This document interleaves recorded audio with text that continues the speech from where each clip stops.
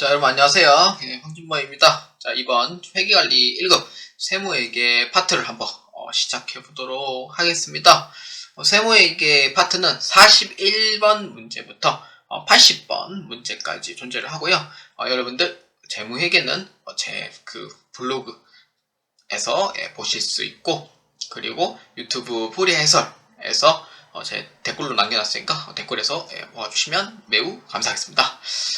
여러분들 회계관리 이제 준비를 많이 하실 거고, 이제 1년에 8번 정도 시험이 있기 때문에 공개 문제를 통해서 제가 풀이 해설을 지금 하고 있긴 한데, 파일은 제 블로그에 계속 올려놓을 테니까 여러분들 꼭 다운로드 해가지고 꼭 한번 문제를 한번 연습해 보시길 꼭 바랍니다. 자, 세무회계 자 한번 보겠습니다.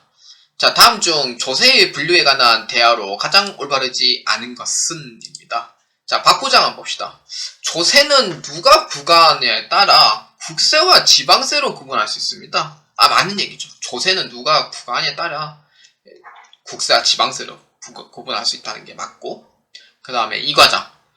조세의 사용 용도가 특정하게 누가 지정되어 있는지에 따라 목적세와 보통세로 구분할 수가 있습니다. 그렇죠. 조세의 사용 용도가 특정하게 누가 지정되어 있는지에 따라서 목적세와 보통세로 구분할 수 있는 거죠. 그래서 이게 맞는 거고, 그 다음에 3번. 조세를 부담하는 자와 납부하는 자, 납세 의무자를 의미를 하죠. 그래서 여부에 따라 직접세와 간접세로 구분할 수 있다. 맞습니다.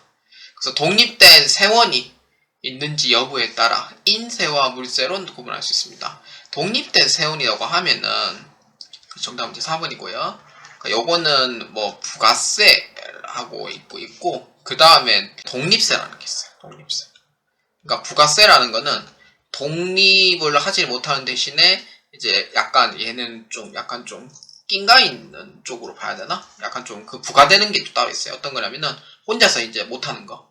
예를 들어서 이제 교통, 환경 에너지세라든지, 아니면은 개별 소비세는 아니고, 하여튼 그런 게 있어요. 그런 게 좀 몇 개 있어서 제가 까먹었고, 독립세 같은 경우에는 여러분들 아시는 거, 독립적으로 하는 거, 부가세, 그 다음에 소득세, 그 다음에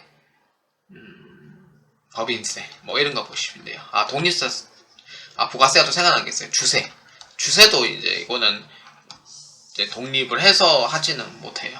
그렇기 때문에 최사원에 대한 얘기가 틀리고요. 독립된 세원이 여부에 따라서는 독립세와 부가세로 나눠집니다. 그래서 정답은 4번으로 체크해 주시면 되겠습니다.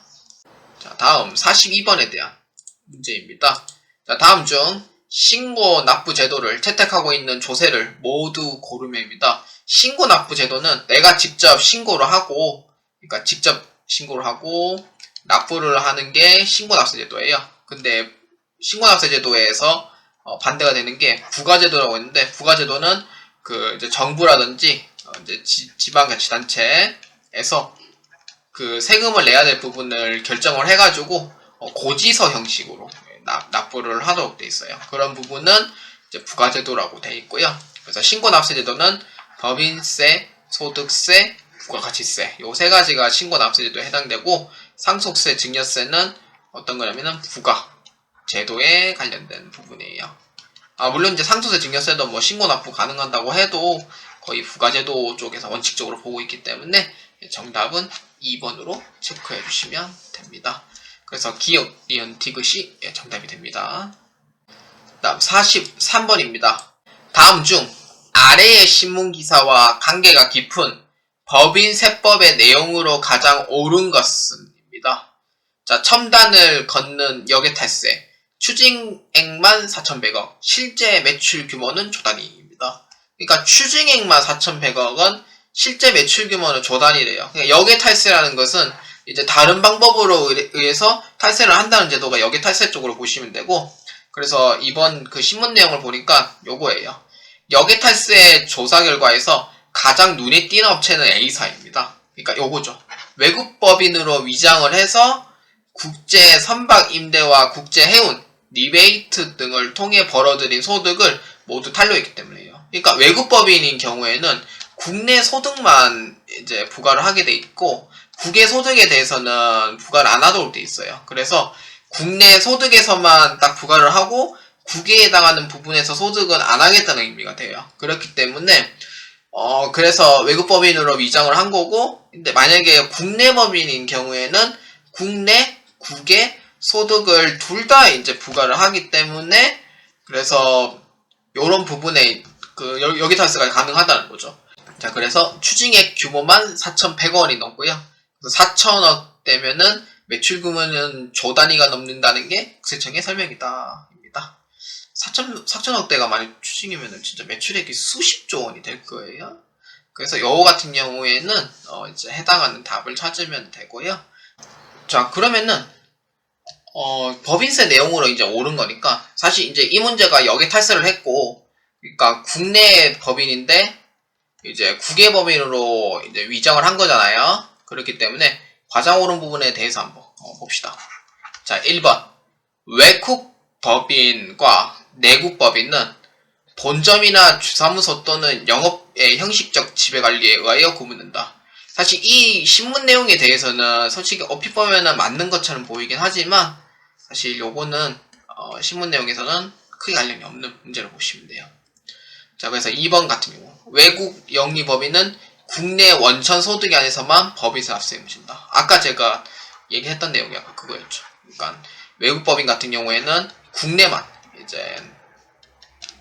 이제 소득만 이제 하는 거고, 그 다음에 내국 법인 같은 경우에는 국내외, 그러니까 소득을 모두 부과를 하기 때문에, 그래서 사실 이제 탈세를 하기 위해서는 외국에서 이제 해당하는 부분에서는 이제 내국 법인에서만 그 소득이 이제 하는 거니까, 그래서 그런 부분은 이제 약점에 대한 허점을 이제 노린 거죠. 그래서 그거에 대한 역외 탈세가 일어나는 거고, 3번하고 4번 같은 경우는요, 3번은 청산소득이 없어요. 외국 영리법인은 청산소득이 한 게 없고, 그 다음에 토지 등 양도소득인 경우에는요, 세금을 부과하도록 되어 있습니다. 그러니까 그거는 외국이든 내국이든 관계없이 토지 등 양도소득은 다 부과를 하도록 되어 있기 때문에, 그래서 정답은 2번으로 보시는 게 맞다라고 보시면 되겠습니다.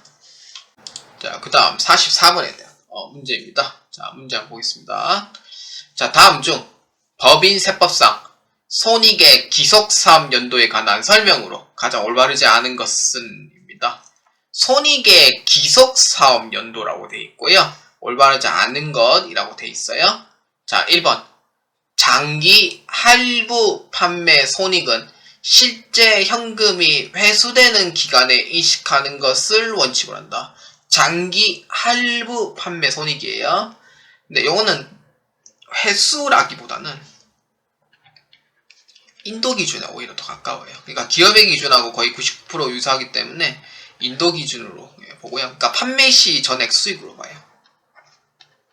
그러니까 돈 받는 거에 대해서는 따로 너희들이 알아서 처리하는 문제고, 판매를 했으니까 전액 수익으로 봐야 된다. 그런 뜻으로 보시면 돼요.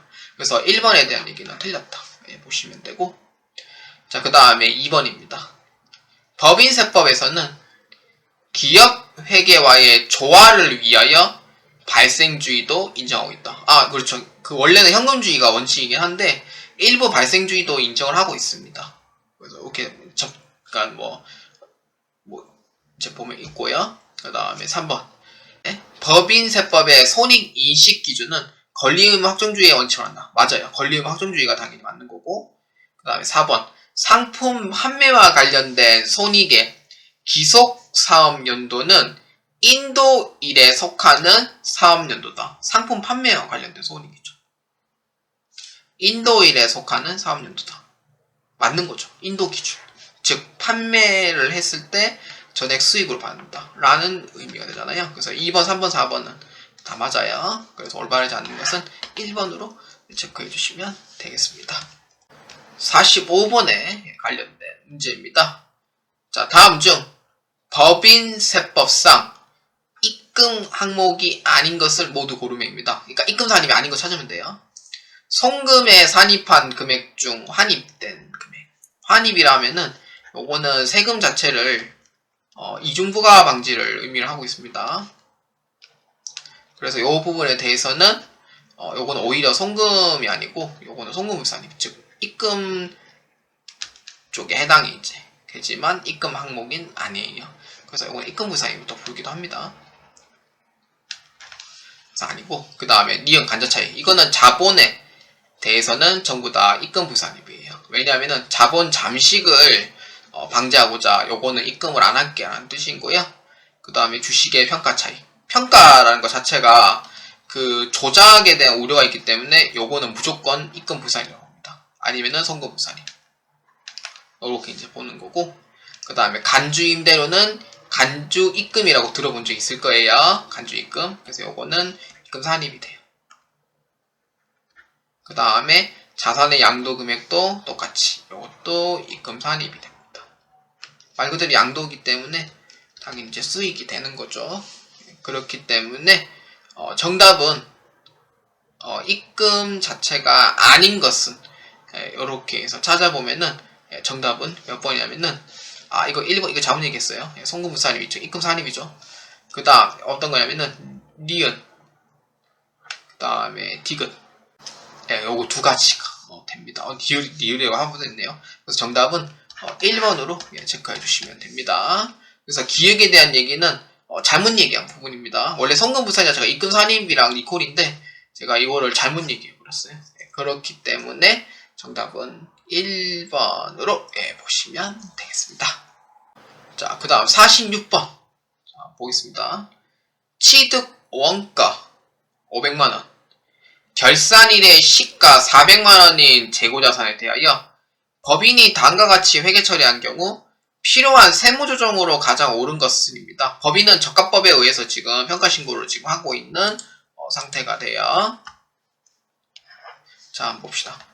재고자산 평가손실로 지금 되어 있는데 적합법에 의해서 지금 신고를 지금 해놓은 상태잖아요. 그래서 재고자산 평가손실을 지금 현재 적합법에 의해서 지금 하고 있어요. 그래서 요거에 대해서 이제 얘기를 하자면 이렇게 돼요. 근데 만약에 적합법에 대해서 신고를 했다라고 하면은 세무조정이 없습니다.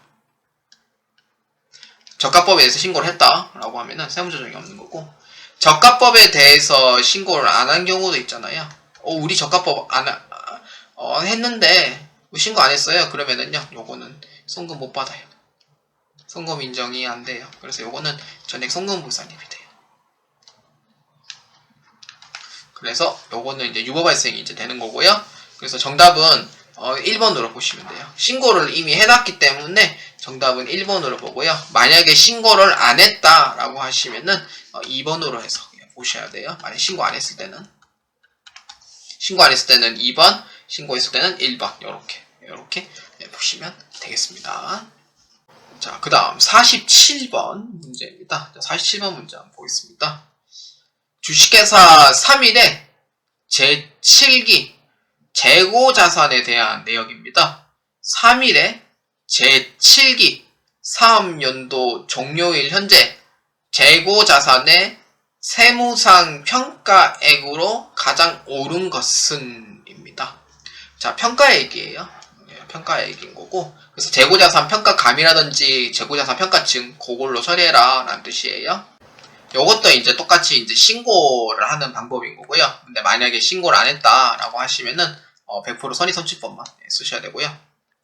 근데 신고는 해놨는데 만약에 임의로 했잖아요. 임의로 한 부분은 둘 중에 하나 큰 걸로 하시면 돼요. 첫 번째는 당초 신고한 방법하고 두 번째는 선의선취법으로 해가지고 둘 중에 이제 만약에 신고 안 했다 하면 선의선취법, 신고했다고 하면은 당초와 선입 중에 큰 걸로 적용해 주시면 돼요. 그래서 요거는 이제 장부상 평가액, 즉 장부 금액으로 돼 있는 거고 얘가 이제 세무상 금액이 됩니다. 그래서 금액이 똑같으면은 조정은 없고 다르다고 하면은 조정을 꼭 해야 돼요. 자, 한번 봅시다. 10월 25일에 제품의 평가 방법을 총평균법에서 선입선출법으로 변경 신고를 했대요. 그러니까 제품의 평가 방법을 총평에서 선의선취법으로 변경을 했는데 회계 감사할 때 정당한 회계 변경으로 인정이 안 돼서 총평균법으로 평가를 했대요. 그러니까 원래는 총평에서 선의선취법으로 바꿨는데 그러면은 장부상 평가를 이렇게 했을 거고, 그리고 총평균법하고 선의선취법 중에 임의 변경이죠. 어찌 보면은. 그래서 큰 걸로 보셔야 돼요. 그렇기 때문에 큰 걸로 봤을 때 이 금액이 더 크기 때문에 세무상 금액과 회계상 금액이 일치를 합니다. 그렇기 때문에 이러한 부분의 조정은 없다라고 보시면 되고요. 그 다음에 2번. 이제 3일이 신고한 상품의 평가 방법은 총평급법으로 돼 있어요. 그러니까 이거 같은 경우에는 이걸로 있다는 거죠. 이제 신고를 했고 이러한 부분에 총평균법을 했다고 하니까 이것도 사실 조정은 대해서는 없어요. 그래서 평가액은 어떻게 보냐면요. 평가액은 요거 두 개로 보시면 돼요. 금액은 얼마냐면은 380만원. 즉 정답은 3번으로 보시면 됩니다. 그래서 세무조정에 대한 평가는 없다고 보시면 되겠습니다. 자, 48번 문제 한번 보겠습니다. 다음 자료에 의하일 경우 주식회사 3일에 제21기입니다. 2021년도 1월 1일부터 12월 31일 감가상각 방법으로 정액법과 정률법을 적용을 할 때 감가상각 범위액은 각각 얼마인가 입니다. 정액법과 정률법을 이제 적용을 한다고 되어 있고요. 그러니까 범위액은 얼마냐 이거 이제 보는 거예요. 제20기 한번 봅시다. 취득가액 1000만원으로 기계장치를 구입하였으며 이 기기장치에 대한 자료는 다음과 같답니다. 20기 말 감가상각 누계액은 400만원, 부인액은 없고요. 내용연수 5년, 정액법은 0.2, 정액법 0.451입니다. 두 개를 해봐라 이 뜻인 거고요. 언제 취득했냐 이걸 이제 봐야 되는데 20기라고 하면은 2020년에 취득을 했다고 돼 있어요. 그래서 20년 말에 감가상각 누계액은 400만원이고 부인액은 없대요. 내용연수는 5년. 그러면 이렇게 되는 거죠. 그러니까 이게 회계상으로 봤을 때, 정액법을 봤을 때는 1000만원에 요거를 나누기 5년만큼 해줘요.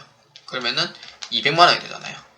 그러면 2020년 12월 말에도 200만원이고 2021년 12월 말에도 똑같이 200만원씩 상각이 되는 거예요. 이렇게 두 개가 이렇게 상각이 되는 거죠. 그렇기 때문에 상각 부인액은 없어요. 없는데 근데 20기 말 감가상각 누계액을 400만원 잡아놓은 거예요. 그러면은 회계로 봤을 때는 얘는 200만원씩 해가지고 200만원씩 해서 400만원인 건데 그러니까 20년하고 21년을 잡았을 때 근데 세무 쪽 그러니까 정했어요. 세무 쪽을 정상적으로 했을 때는 이렇게 잡는 건데 회계 쪽으로 봤을 때는 한 번에 400만원 다 떼어놓는 거죠. 얘는 상각을 했냐 이거예요. 나는 상각을 해도 600만원에 나누기 5년 해도 120만원 정도 나오긴 하거든요. 그렇기 때문에 사실 요거에 대해서는 사실 좀 의문이 좀 들죠. 했는지 안 했는지. 그러니까 강제상각이라고 해도 이미 400만원 한 번에 다 때려놨으니까 그런 거고. 그러면은 감가상각 범위액은 얼마나 했을 때 세무로 봤을 때는 이 감가상각 범위액이 정액법이에요. 지금 우리가 하고 나는 거는 정액법 했을 때는 200만원이 되는 거예요. 200만원씩 상각했으니까 2021년도는 200만원을 보셔야 돼요. 요렇게 보는 거죠. 그러니까 120만원 아니에요. 120만원 아니고 그러니까 세무상을 봤을 때는 정상적으로 상각했을 때 범위는 200만원이더라. 요렇게 이제 보는 거고 그 다음에 정률법이에요. 정률법은 0.451만큼 이제 주어져 있습니다. 그래서 2020년 12월 31일에는 1000만원에서 곱하기 0.451을 해줘요. 그럼 얼마냐면은 451만원 이렇게 돼요. 그런데 2021년도 12월 31일 들어가면은 내가 취득한 금액에서 상각 누계액을 빼줘야 되잖아요. 451만원만큼 해주고 곱하기 0.451만큼 해줘요. 그러면은 이게 얼마예요? 1000만원에서 곱하기 0.451만큼 해줘요. 그럼 451만원이 되잖아요. 451만원이 이게 상각 대상금액이니까 그러면 1000만원에서 451만원만큼 빼주면 되죠. 549만원에서 곱하기 0.451이 되죠. 얼마예요? 247만 5,990원이 돼요.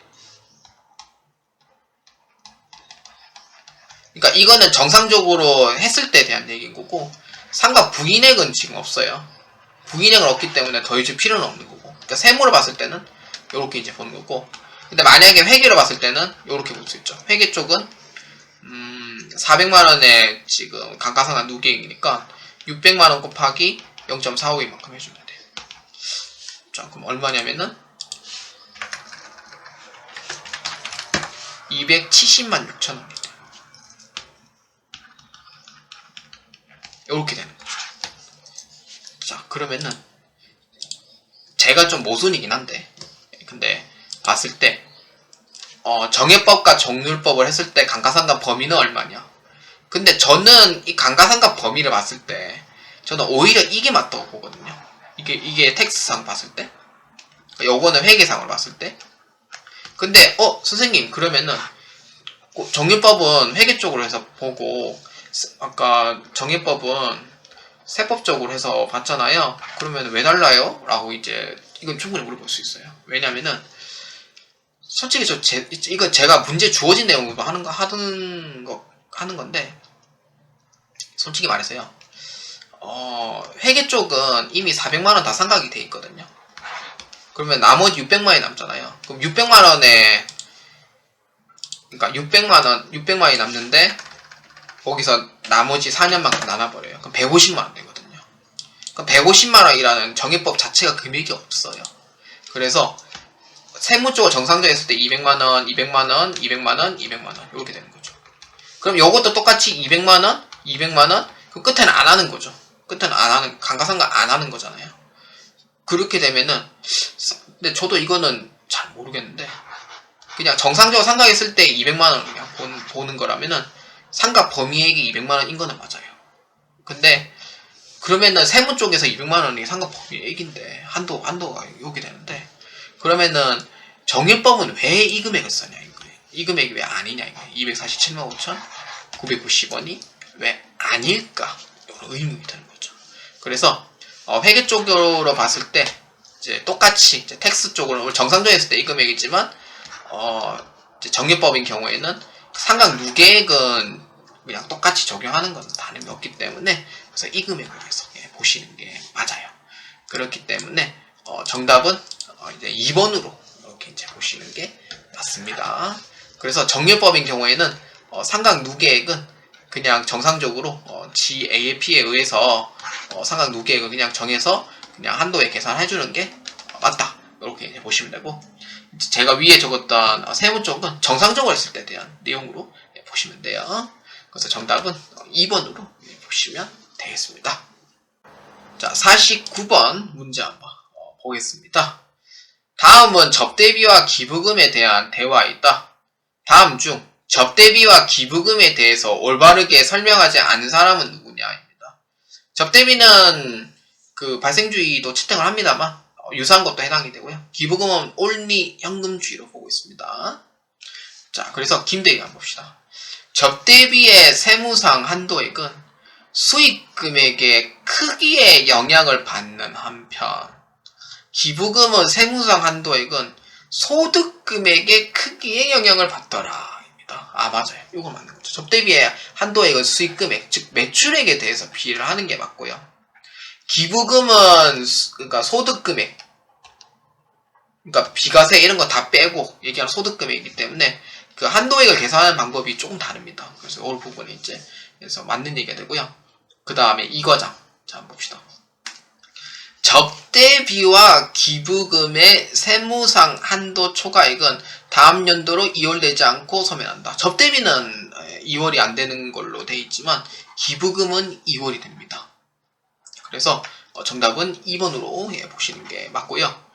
자, 그 다음 3번입니다. 법인의 광고 선전 목적으로 견본품, 달력, 수첩 등의 불특정 다수인에게 기증하기 위하여 지출한 비용은 접대비를 보장한다. 그렇죠. 그러니까 불특정 다수인 경우에는 요거는 광고 선전비로 처리하기 때문에 얘는 접대비가 아니에요. 좋은 거고.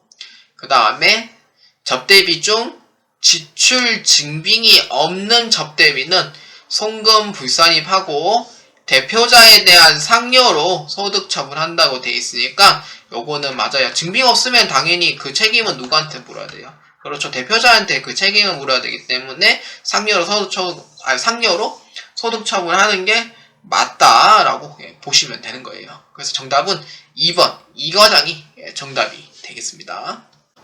자, 50번 문제입니다. 다음 자료를 이용하여 법인의 기부금 세무조정을 한 것으로 가장 옳은 것은입니다. 지정기부금의 지출액은 200만원이고요. 송금산입 한도액은 100만원이에요. 그러니까 송금으로 인정할 수 있는 금액은 100만원이지만 100만원에 대해서는 비용 인정을 못 받은 거죠. 그래서 이제 100만원만큼은 어쩔 수 없이 송금 불산입으로 처리를 해야 되고요. 요거는 기타 사회 입출로 처리하시면 됩니다. 그 다음에 비지정 기부 지출액은 당연히 전액 송금 불산입이죠. 요것도 역시 기타 사회 유출로 처리를 합니다. 그러니까 요거는 유출이 된 거기 때문에 그래서 기타 사회 유출로 이렇게 처리를 하는 거고, 정답은 송금 불산입 기부금 한도 초과액 150만원이 정답이 됩니다. 그래서 50번의 답은 1번으로 체크해 주시면 되겠습니다.